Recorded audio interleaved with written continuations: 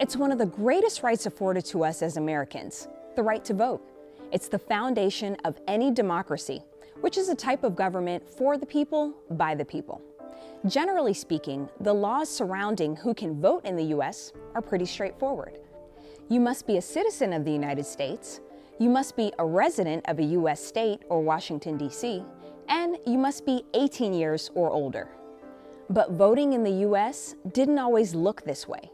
When it came into effect in 1789, the Constitution of the United States granted states the power to set their own voting requirements. And generally, states limited this right to white men who owned property, accounting for only 6% of the U.S. population at the time. So much for a representative democracy.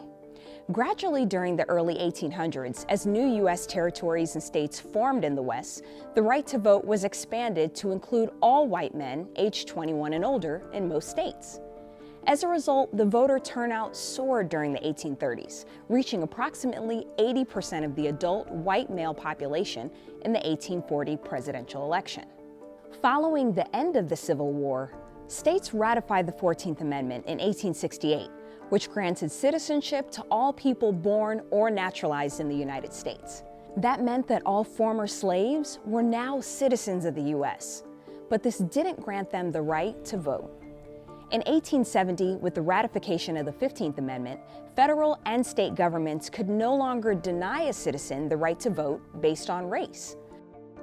On paper, it looked like suffrage, or the right to vote, had been extended to all men.